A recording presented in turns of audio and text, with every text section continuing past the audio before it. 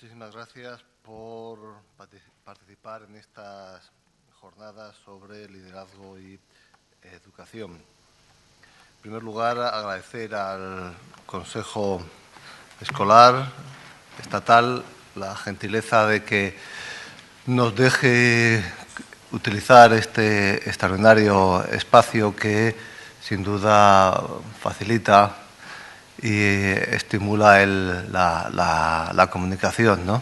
Saben que es un espacio con una larga historia y que, entre otras finalidades, desempeñó la sede fue sede de la Asamblea de Madrid hasta que se construyó el actual Parlamento. Por lo tanto, estamos diríamos que casi en sede parlamentaria, ¿no? En un lugar realmente relevante para la historia de Madrid y para la historia de España.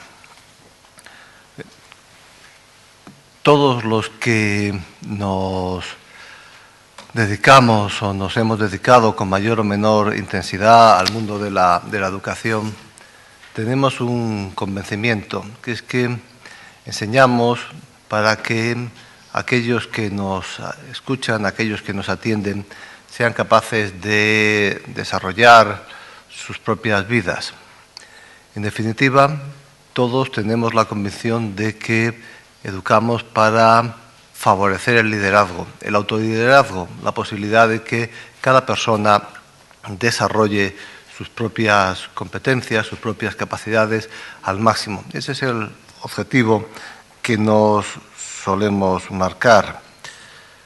La escuela es, por lo tanto, no solo en este momento, sino históricamente, un lugar directamente vinculado con la noción de liderazgo, como lo es con la noción de creatividad, como lo es con la noción de visión crítica. Todos queremos que nuestros alumnos sean capaces de ver un poquito más allá de donde hemos visto nosotros, que rompan nuestros límites y sean capaces de entrar en universos que a nosotros nos han sido vedados o que hemos sido incapaces de acceder a ellos. Posiblemente con el sueño de que nos inviten en algún momento a participar de estos. Si esto siempre ha sido así, ahora lo es todavía con más razón. Y lo es porque vivimos en una época de un profundo cambio, de un cambio radical. No me refiero ya solo al cambio al que hace referencia los geólogos, ¿no?, que nos anuncian que estamos viviendo un paso del Holoceno al Antropoceno, ¿no? Me refiero a un cambio en la sociedad, hacia eso que cada uno ha llamado como ha considerado oportuno: sociedad del riesgo, sociedad del conocimiento, sociedad posmoderna, y que posiblemente a nosotros nos gustaría más llamarla la sociedad del aprendizaje. En estos momentos de crisis, en estos momentos de cambio, la sociedad mira a la educación, la sociedad mira a la escuela. Y lo hace porque es en ella donde piensa que puede encontrar los elementos de creatividad que le vengan a resolver los problemas que todavía no sabe cómo enfrentarse a ellos. Y en este momento la responsabilidad de la escuela se vuelve todavía mucho más importante que la que tiene en momentos de una mayor tranquilidad. Recientemente leía un artículo que hablaba sobre un libro que eran 10 mapas que cambiaron el mundo. Estos 10 mapas que cambiaron el mundo empezaban con los mapas en la Edad Media, donde se construían representando necesariamente la imagen de Dios, con el centro en Jerusalén. Evolucionaban y en los mapas de la Edad Moderna se presentaban como un instrumento de la ambición del hombre para ser capaz de dominar la naturaleza, de dominar el mundo. Y además como un instrumento para simplificar a los monarcas la enorme complejidad que iban adquiriendo las tomas de decisiones en sistemas políticos cada vez más complejos, más sofisticados. El siguiente paso para mí lo venía dado el que de repente aparecía el mapa de el metro de Londres. Había desaparecido el territorio y lo que nos encontrábamos eran flujos, lo que nos encontrábamos eran nodos que circulaban en un espacio cerrado y lo relevante era ser capaz de controlar esos flujos. Y luego aparecía algo que realmente me pareció significativo. Aparecía el mapa de Harry Potter.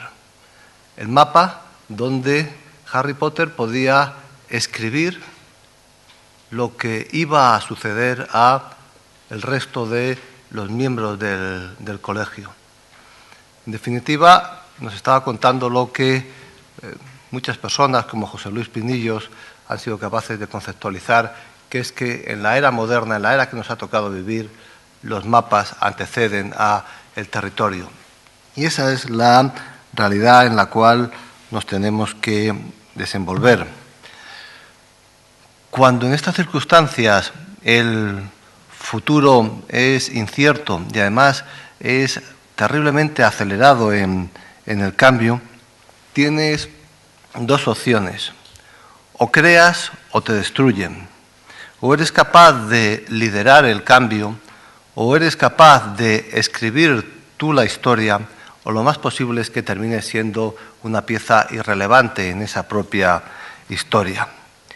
Y ese es el reto al que nos enfrentamos, con la amenaza, además, como señala Castell, que en la sociedad en la que vivimos cada vez las relaciones se miden menos en relaciones de subordinación y en relaciones jerárquicas, sino que se miden en relaciones de inclusión y exclusión. Y el riesgo de no jugar es el riesgo de quedar fuera, de ser irrelevante, ni siquiera de estar sometido y poder protestar, sencillamente de no existir, de no participar en lo que está sucediendo. Y es un riesgo demasiado delicado como sociedad y como personas para que desde la educación no nos tomemos como nuestra primera tarea conseguir evitar esa ruptura. Y esa ruptura se hace siendo capaz de transformar la propia educación.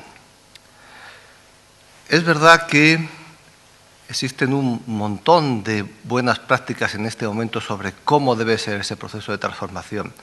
No sé si será casualidad por los días del año en el que nos movemos o que al final cada uno se termina especializando en algo, pero llevo 15 días en los que no paro de asistir a la entrega de premios, de entregar premios, incluso dentro de la propia administración. Esta mañana hemos tenido una buena parte de los premios nacionales de educación. Y a través del análisis de estos premios que me gusta conocer antes de ir a repartirlos, ves cómo efectivamente en nuestro país, aquí a nuestro lado, posiblemente muchos de ellos protagonizados por algunos de vosotros, hay trozos de futuro. Hay trozos de futuro relevantes capaces de configurar un escenario ilusionante para la sociedad en la que vivimos.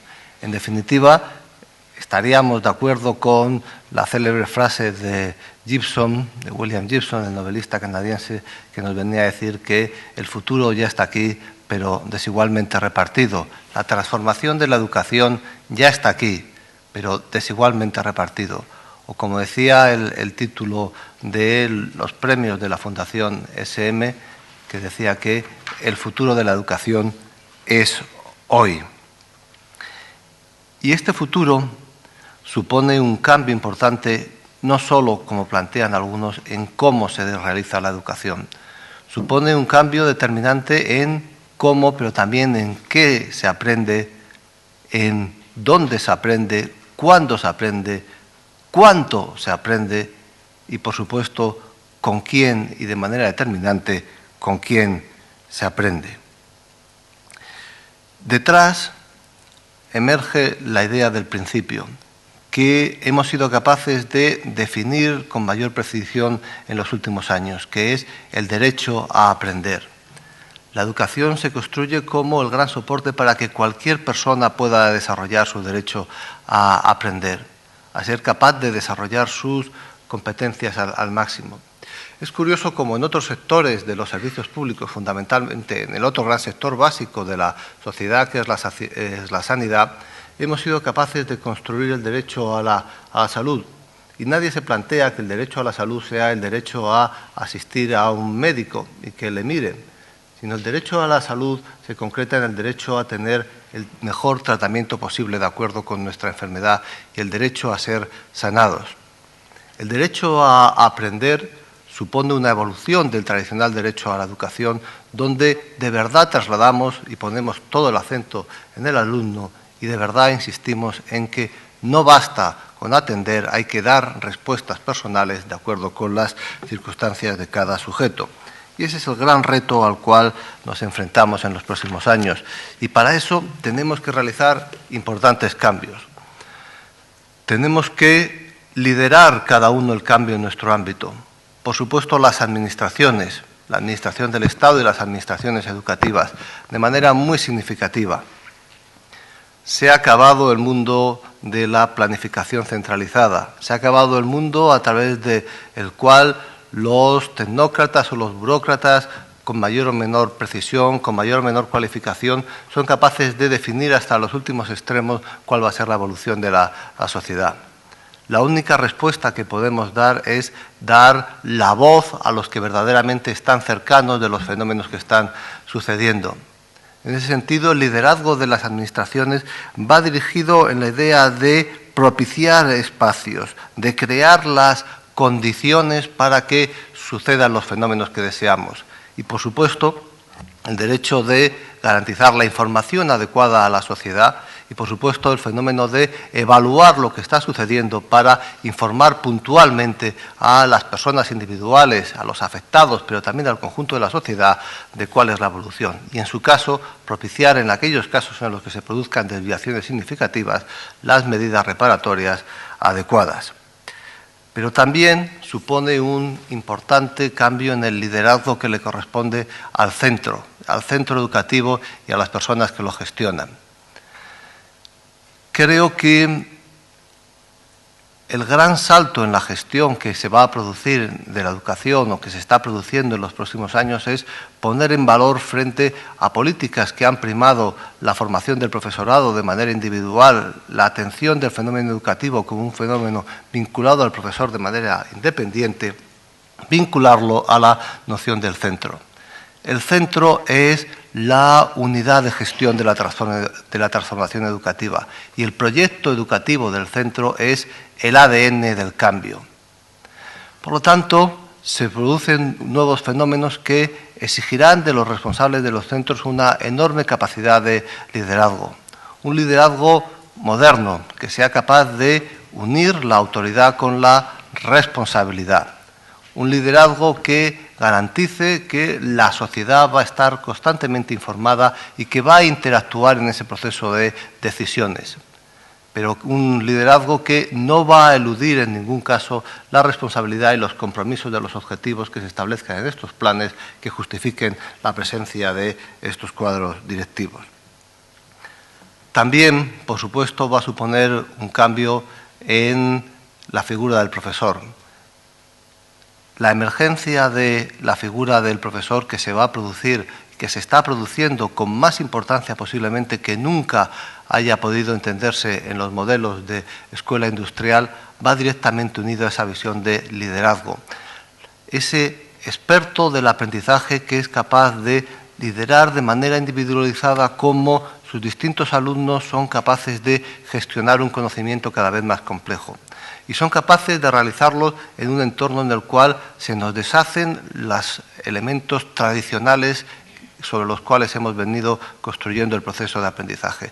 Se nos deshacen los límites del aula como lugar donde se aprende, se nos deshacen entre las manos los libros de texto como soportes casi únicos que guían el aprendizaje, se nos deshace la noción del aprendizaje cognitivo como objetivo esencial de nuestra actividad, se nos deshace inclusive el papel hegemónico o cuasi único del profesor como interlocutor del alumno en el desarrollo de sus capacidades.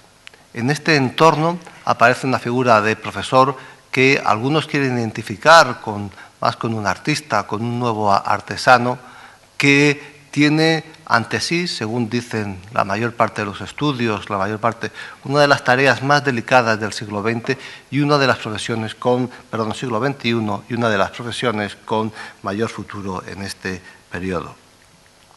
La sociedad es esencial que asuma su liderazgo. Todos hemos oído hasta la sociedad que la educación es un proyecto social, que el techo de un sistema educativo lo es su educación, como el techo de una sociedad lo es su sistema educativo.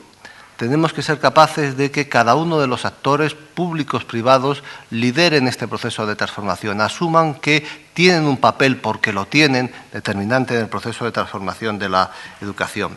Y dentro de la sociedad aparece con especial importancia la figura de la familia.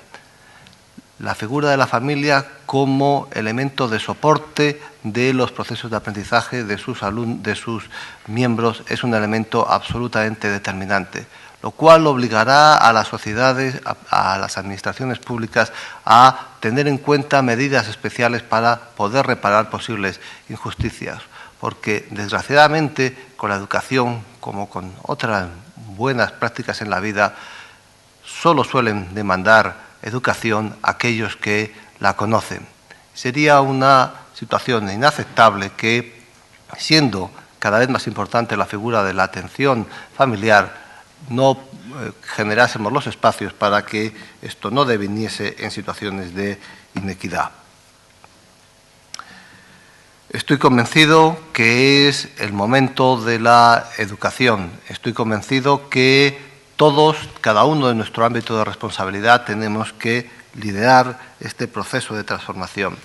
Y que además es un proceso que se va a producir de manera constante y tranquila, porque no podemos hablar de grandes revoluciones que terminen dejando las cosas como estaban o peor de lo que estaban, porque es mucho lo bueno que hemos acumulado a lo largo de muchos años de experiencia educativa y no podemos dejarlo que se nos deshaga, como dirían los alemanes, que se nos vaya el niño por el desagüe. Y tenemos que tomar las suficientes cautelas para que esto no sea así. Y solo hay una manera de que suceda, que es desde cada centro, desde cada aula, empoderando a los profesores, empoderando a aquellos que son los verdaderos responsables del proceso educativo para que lideren el proceso, para que vayamos construyendo cada uno el puente según vamos andando sobre él. En definitiva, si queremos una sociedad irreversiblemente global, más sostenible, más diversa, solo nos queda una apuesta, que es que el mapa de nuestro futuro es sin duda la educación. Muchísimas gracias y que disfruten de unas extraordinarias jornadas.